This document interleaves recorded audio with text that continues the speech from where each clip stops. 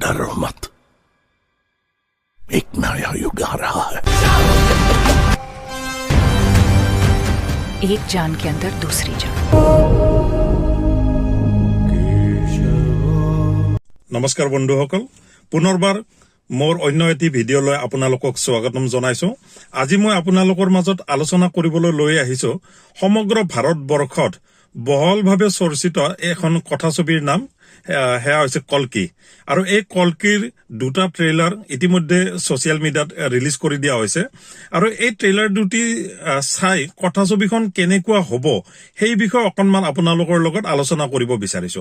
পোনপ্ৰথমে মই এটি কথা কওঁ, এই যে ট্ৰেইলাৰ 13 দিন আগতে এটি ট্ৰেইলাৰ ৰিলিজ কৰিছিলে, এই ট্ৰেইলাৰটিয়ে 2.7 মিলিয়ন ভিউ লাভ কৰিছে। ঠিক তেনেকৈ আজি 3 দিন আগতে ফাইনেল ট্ৰেইলাৰ এটি ৰিলিজ কৰা হৈছে আৰু এই ফাইনেল ট্ৰেইলাৰটিৰ ভিউ হৈছে 19 মিলিয়ন ভিউজ। 19 মিলিয়ন ভিউজ এটা হিউজ এমাউণ্ট একচুৱেলি। গতিকে কথাছবিখনৰ প্ৰতি যথেষ্ট আগ্ৰহী ভাৰতীয় দৰ্শকক লগা যেন লাগিছে। ইয়াৰ আগতে বাহুবলী 2ৰ ক্ষেত্ৰত এনেকুৱা হাইপ সৃষ্টি হৈছিলে, তাৰ পিছতে এইবাৰ ছচিয়েল মিডিয়াত জনসাধাৰণৰ মাজত যথেষ্টখিনি জনপ্ৰিয়তা লাভ কৰা ট্ৰেইলাৰটি হৈছে কল্কিৰ ফাইনেল ট্ৰেইলাৰটি। গতিকে প্ৰথম ট্ৰেইলাৰটি 13 দিন আগতে ৰিলিজ কৰা ট্ৰেইলাৰ আৰু আজি 3 দিন আগতে ৰিলিজ কৰা ট্ৰেইলাৰ, দুটা ট্ৰেইলাৰ চাই কথাছবিখন কেনেকুৱা হ'ব তাৰ বিষয়ে কিছু আভাস এটা দাঙি ধৰিবলৈ মই চেষ্টা কৰিছো।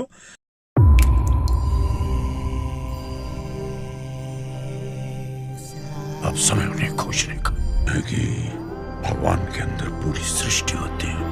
ট্ৰেইলাৰটি চাই এনেকুৱা হৈছে, ইয়াত দুটা প্লট নিৰ্মাণ কৰা হৈছে। এটা হৈছে কাশী আৰু এটা হৈছে চাম্বালা আৰু কাশী, এই দুটা জেগা দেখুওৱা হৈছে। কাশী আমি সকলোৱে জানো আৰু চাম্বালা মষ্ট প্ৰবেবলি এখেতসকলে হিমালয়, তিব্বত তাৰে আশে পাশৰ এটা ঠাই চাম্বালা হিচাপে অভিহিত কৰিছে। কাৰণ কি, আপোনালোকে এই ছবিটো মই দেখাইছো, এই ছবিটিত যদি চাই ইয়াত যিটো স্ক্ৰিপ্ট ব্যৱহাৰ কৰা হৈছে এইটো সচৰাচৰ আপোনাৰ ভূটান, তিব্বেত, হিমালয়ৰ পাদদেশ কিছুমানত এই লিপিটো ইউজ কৰা হয়। গতিকে এই ফটোটো চাই এনেকুৱা লাগে যিটো চাম্বালাটো চাগে তেওঁলোকে হিমালয়ৰ দাঁতকাষৰীয়া কোনোবা এটা অঞ্চলক তেখেতসকলে অভিহিত কৰিছে। আৰু 2 নম্বৰ কথা, ইয়াতে মহাভাৰতৰ অশ্বস্থমা আৰু আজিৰ এই কল্কিৰ অশ্বস্থমা দুটা যে ৰিলেটেড তাক ইয়াত প্ৰমাণ কৰা গৈছে। আপোনালোকক মই এটা চিন দেখাইছো, এই চিনটো আপোনালোকে চাওক। ইয়াত আপোনালোকক দেখিব অশ্বস্থমাক এটা প্ৰকাণ্ড প্ৰহাৰ কৰা হৈছে। অশ্বস্থমা ইয়াত পিছুৱাই আহিছে, লগতে অশ্বস্থমাৰ লগতে এটা হাতীটোকো পিছুৱাই অহা দেখা হৈছে। গতিকে আপোনালোকে জানে, যদি মহাভাৰতখন পঢ়িছে বা মহাভাৰতখন চাইছে আপোনালোকে বুজি পাব, যেতিয়া গুৰু দ্ৰোণাচাৰ্য কুৰুক্ষেত্ৰ যুদ্ধ ক্ষেত্ৰত তেখেতক পৰাজয় কৰাটো যথেষ্টখিনি অসম্ভৱ আছিলে। আৰু এটা কাৰণতে সম্ভৱ আছিলে যে যদি তেখেতে অস্ত্ৰ ত্যাগ কৰে তেতিয়াহ'লে তেখেতক হত্যা কৰাটো সম্ভৱ। কিন্তু তেখেতে অস্ত্ৰ কেনেকৈ ত্যাগ কৰিব? গুৰু দ্ৰোণাচাৰ্যৰ পুত্ৰ আছিলে অশ্বস্থমা, কিন্তু অশ্বস্থমা সেই যুদ্ধক্ষেত্ৰত এটা হাতীৰ নামো আছিলে। এই হাতীটোক ভীমে বধ কৰিছিলে।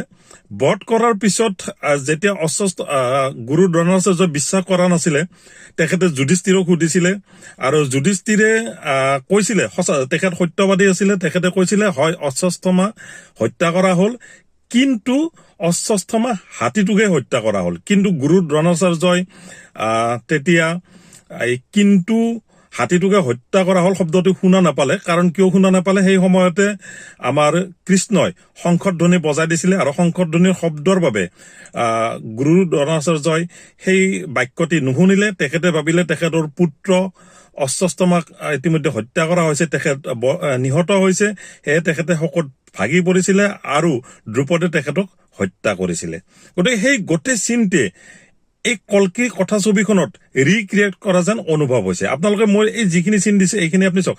ইয়াত আপোনালোকে চাওক যে অশ্বস্থমা পিছুৱাই আহিছে, এই বগা ড্ৰেছ আপোনালোকে দেখিছে, হয়তো তেখেতক ভীম কোনোবাক ৰিলেট কৰা হৈছে। হয়তো কাৰণ কি, কৃষ্ণই মহাভাৰতৰ যুদ্ধত অস্ত্ৰ লোৱা নাছিলে। যিহেতু তেখেতে অস্ত্ৰ লোৱা নাছিলে, তেখেতে প্ৰহাৰ কৰাটো সম্ভৱ নহয়।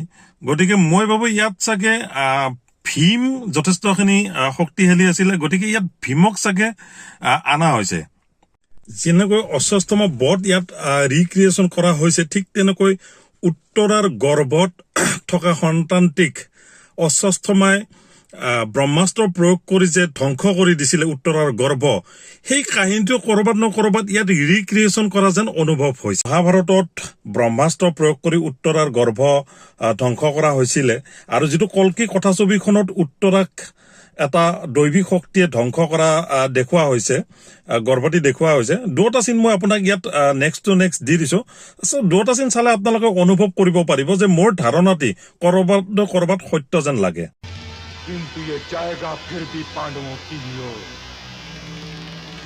यदि उनका नाश नहीं कर सकता तो उनके बीज को अवश्य नष्ट कर दूंगा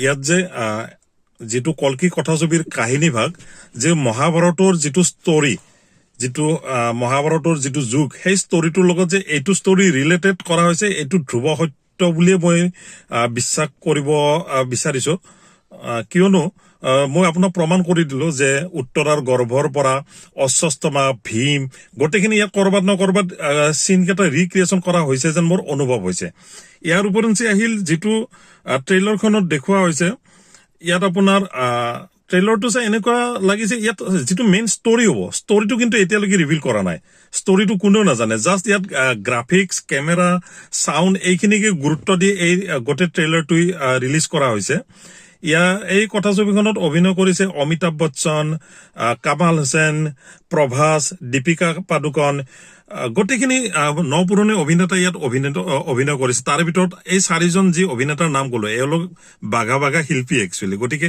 এওঁলোকৰ অভিনয়েৰে সমৃদ্ধ এই কথাছবিখন যথেষ্টখিনি ভাল হ'ব বুলি মোৰ অনুভৱ হৈছে এতিয়া আহোঁ মূল কথাটিলৈ যে এই ট্ৰেইলাৰটি চাই আপোনালোকে কল্কি চিনেমাখন কথাছবি গৃহত উপভোগ কৰিবলৈ কিয় যাব তাৰে কেইটামান মই পইণ্ট আপোনালোকক দেখাই দিব বিচাৰিছো প্ৰথম পইণ্টটো হ'ল ইয়াত কামাল হুছেইন প্ৰভাস অমিতাভ বচ্চন দীপিকা পাডুকনৰ দৰে শক্তিশালী অভিনেতাই ইয়াত অভিনয় কৰিছে 2 নম্বৰ কথাটো হ'ল ইয়াত গ্ৰাফিক্স যথেষ্টখিনি উন্নত পৰিমাণৰ গ্ৰাফিক্স সন্নিৱিষ্ট কৰা হৈছে যেন ইয়াত অনুমান হৈছে যেহেতু কথাছবিখনৰ প্ৰতিটো দুটা ট্ৰেইলাৰতে আপুনি যদি চাই গোটেই ট্ৰেইলাৰটিৰ গ্ৰাফিক্সৰ কামখিনি নিখুঁতভাৱে আপোনাৰ চকুৰ সন্মুখত ধৰা দিছে তাৰ উপৰঞ্চি এই কথাছবিখনৰ প্ৰতি ইতিমধ্যে ভাৰতীয় দৰ্শকৰ সঁহাৰি ছচিয়েল মিডিয়াত পোৱা গৈছে গতিকে কথাছবিখন যথেষ্টখিনি ভাল হ'ব বুলি আমাৰ অনুমান কৰা হৈছে সেয়েহে আপোনালোকে কথাছবিখন চাওক ময়ো চাম আপোনাৰ কথাছবিখন কথাছবিখন চাই উঠি কথাছবিখন আচলতে কেনেকুৱা গোটেই দিশটি আপোনালোকৰ লগত মই পুনৰ এটি নতুন ভিডিঅ'ত আলোচনাৰ মাধ্যমেৰে লৈ আহিম তেতিয়ালৈকে এৰিছো পুনৰ লগ পোৱাৰ প্ৰতিশ্ৰুতিৰে আজিলৈ ইমানতে ধন্যবাদ